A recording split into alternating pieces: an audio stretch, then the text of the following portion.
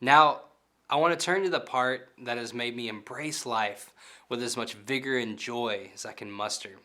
Kohelet's second directive for coping with life in this upside down world is that we should enjoy God's gifts.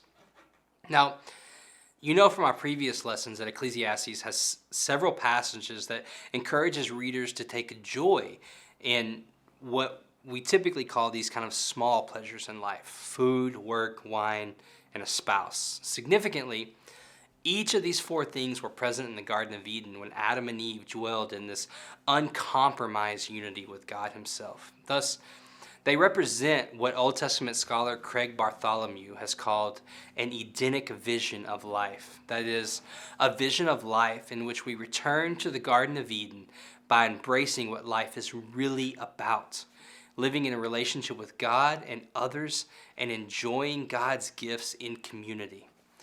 This, of course, is strikingly similar to the vision of life that the New Testament also calls us to: a quiet life of working with our hands, loving our neighbors, and serving the Lord faithfully, not worrying about what we will eat or where we will sleep, because we trust in God's provision for us.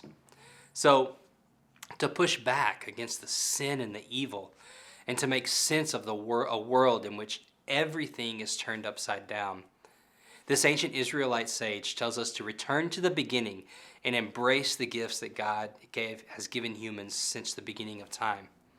In returning to the Garden of Eden, we also look forward to the new heavens and the new earth, when again humans will dwell with God and we will feast at this great marriage supper of the Lamb. There we will enjoy food and drink and companionship and work as we inhabit this new world that God will make for us. There are several moments in my life that stand out to me. The birth of my first son, graduating from college, getting married, publishing my first article. These are the kind of the big moments that everybody would celebrate, right? The milestones that mark our progress through life. We should rejoice in those things, of course. But there's this other moment in life that I go back to often, especially since I've studied the book of Ecclesiastes. It was a summer evening before my children were born, and my wife and I sat on the back porch of a local restaurant watching the sun hang low in the sky across this enormous lake flanked by mountains. Our dinner was this grilled chicken with morel mushrooms and a fancy sauce that I could never pronounce. And we laughed and talked and wondered at this beauty around us. We didn't have any money. I worked at the restaurant we were eating at, and even then, we still had to split one entree between us. But we had that dinner and those mountains, and we had each other, right? And that's all that mattered then. God gave us these good gifts of food and each other. And in those few hours, God pushed back death just a bit to allow us to glimpse this world before and the world to come. Now, not every night is like that night, but every night now, my wife and I sit around the table with our sons, and often friends come over to join us at dinner. There's no phones, no screens, and no alcohol for a former alcoholic. Just good food and good people. And every night we try to grab hold of these good things that God has given us.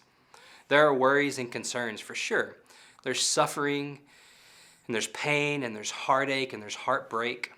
But as long as God will allow it, we will take hold of every moment together and savor every bite of food. Well, my kids don't do that, but we do. And friends, this is the life to which God has called us. This is the life that Ecclesiastes talks about. And I urge you to embrace it with all of your being. And as you embrace these gifts of God, I urge you to reject what our current culture thinks we need: social media, platform, constant access to your phone, and all the other things that call our attention away from the joys that God has put right in front of us. And in rejecting what culture says we need and instead embracing the gifts of God, we will show a watching world what it means to know and love God. And it looks a lot like knowing and loving each other.